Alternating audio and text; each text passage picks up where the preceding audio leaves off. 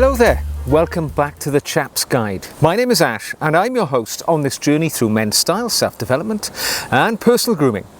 And today is one of my quick-fire Q&A video responses. It's just an additional video alongside my normal long-form content in which I take the opportunity to answer a question which has come in from a viewer. And today we have a watch-related question, always my favourites.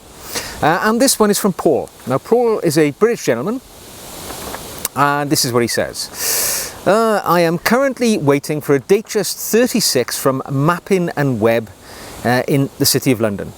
To give you some context, I have a purchase history with that shop going back to 2010.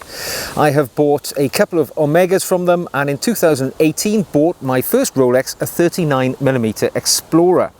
Having bought the watch and looked into its history, I realised that a 36mm Explorer was the version for me. So when the 39 was discontinued, I sold it and registered my interest with Mappin & Webb for the 36mm 2021 version. Within a few months, I'm delighted to say they sourced one for me. I adore it. I love the size of the watch. I think it's the perfect accompaniment.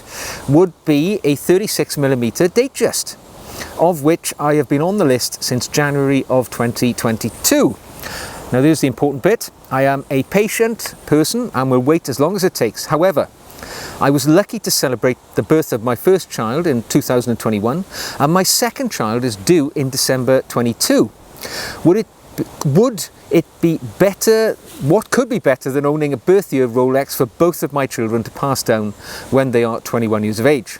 So therefore, my urgency is a little exasperated by this.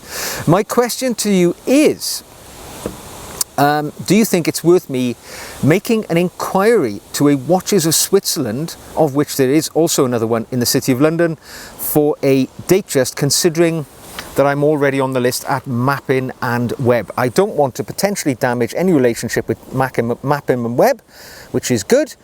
But if you don't think this would be a concern, I would be happier having edged my bets at more than one outlet for my Datejust. Well, I think a little bit of context there. First of all, Mappin & Webb is a historical company dating back to 1775 in the UK.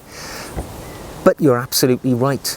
Whilst they have that great heritage, whilst they hold the royal warrant as a silversmith for, I believe they provide silver for Prince Charles, whilst in their history they have provided watches for the great and the good. And we know that Winston Churchill is a former customer, so they've got a great heritage. However, they have been absorbed into the Watches of Switzerland corporate entity. All right, so Watches of Switzerland, one of the largest watch companies in the United Kingdom, if not the largest, I would imagine, by quite some portion. They themselves are of course owned by an even larger holding company called Apollo Global Management. But Watches of Switzerland operate under a number of different business entities. So where they've absorbed companies over the years, they don't change their names all to Watches of Switzerland. They allow them to retain their unique identities, which makes it appear as if you're dealing with different brands. And Watches of Switzerland are the owners of Mappin & Webb. So whilst they might trade as a different brand identity, they're part of Watches of Switzerland. Very similar to Goldsmiths in the UK. Goldsmiths is a well-known high street sort of name. Again, they sell all manner of luxury watches. However, they are also part of the Watches of Switzerland group. You will see stores with Watches of Switzerland on them, and they trade under a couple of other names. They trade under the name of Mayors in other parts of the world, and I believe elsewhere. And you know, they are a really big company. They have sales in the UK of £1.2 billion of luxury watches per year. They also have many stores in the United States of America, although 67% of their sales take place in the UK, the other 33% of their revenue originates from the US. So they're quite a large company. However, all right, your question is very valid. If you were to express interest, or you have expressed interest at Mappin & Webb, and then you go into another store which is part of their empire, all you're really doing is betting against yourself, because the truth is, and I've had many conversations with Goldsmiths, which is a store I've bought watches from in the past, they do share their intelligence and their data within their network. So if somebody comes in and expresses an interest for, shall we say, a Rolex Datejust, and I understand that Paul is seeking a 36mm Rolex Datejust 126234, which is an absolutely beautiful watch. I've got the older model, the 116234, and he wants it in a blue dial, which is classically elegant. I've got a blue faced Datejust myself. It is beautiful, so an excellent choice, sir. And I know you also want it on the Jubilee bracelet and the fluted bezel, which is classic Datejust. You can't go wrong there. If you were to express interest for that in, say, a Mappin & Webb, and then you go to a Watches of Switzerland, the truth is, if they share that data with their head office or wherever their ordering centre is, where they communicate with Rolex, there is a likelihood that it will be identified that you're going to several different stores, seeking that watch that you're after, and it may actually have a negative impact on your preferred outcome.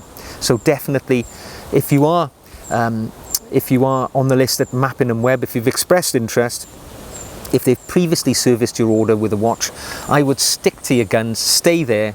Don't go into Watches of Switzerland as well, because basically all you're doing is lessening your chances if they get funny about the fact that you're going into more than one store. Actually, this past week or so, I went into a family-owned jewellery store here in the UK, somewhere that I've bought watches from in the past. I put my name down for a watch. I'm not going to say what it is, but it's not stainless steel, and it's something I fancied for a while.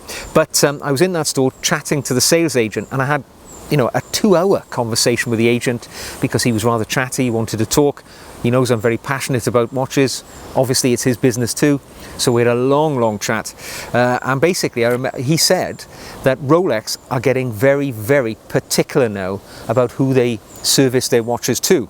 So if you go into even a family-owned store and put your name down, and that becomes known to Rolex, I don't know whether they let Rolex know who are desiring watches as part of the ordering process, but they will identify people who are going into multiple stores and ordering the same watch or other watches, because they are absolutely set against preventing watch flippers and people who buy watches and sell them on for a profit with a very short turnaround time. It's becoming something of a fanatical mindset for Rolex, and particularly many of their retailers, because nobody wants to fall out with, Big Father Rolex, because they might cut off the flow of watches. So you need to be careful. However, I have done this many times. If you are on the list with Watches of Switzerland or one of their groups, Mappin & Webb, Goldsmiths, that's fine. What I would say is this: that's fine. Go in there, put your name down. That's fine. You're on the books of a huge entity.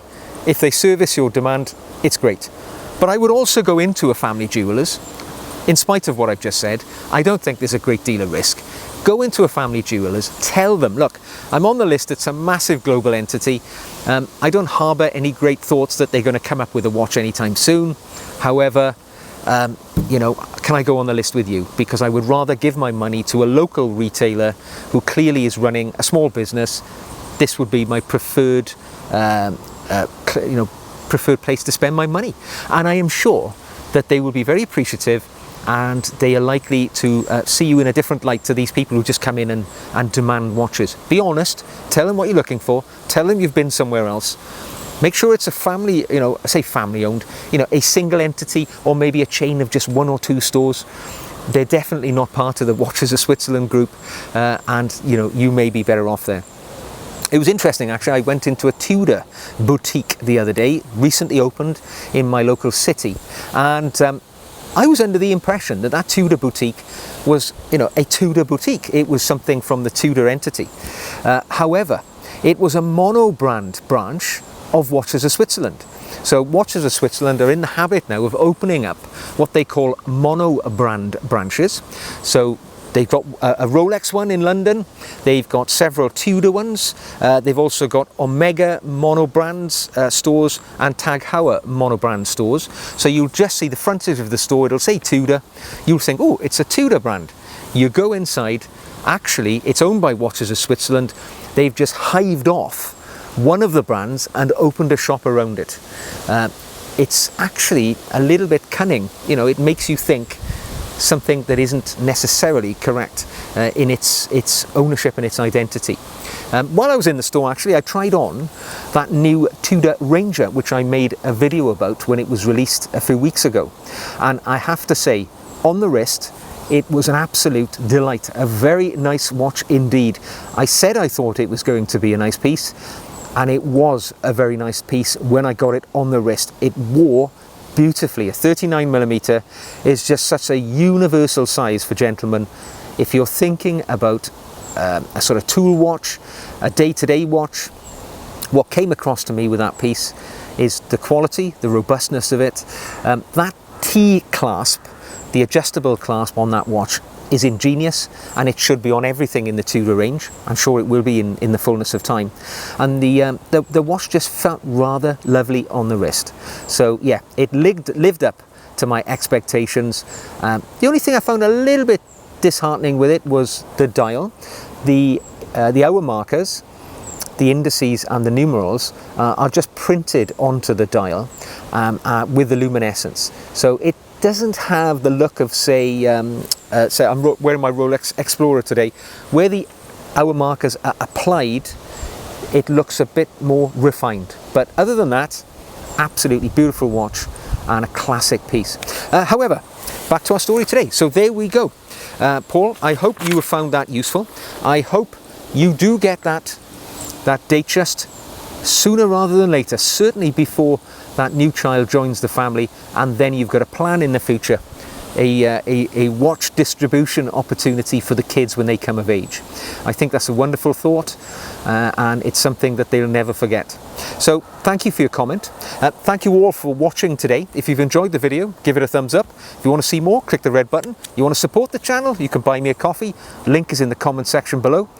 And yeah, send me your questions on whatever topic. I would be delighted to help you in your life journey towards Chap Nirvana by giving you my observations and thoughts. So until the next time, keep the time by wearing a decent watch, and I will see you again very soon.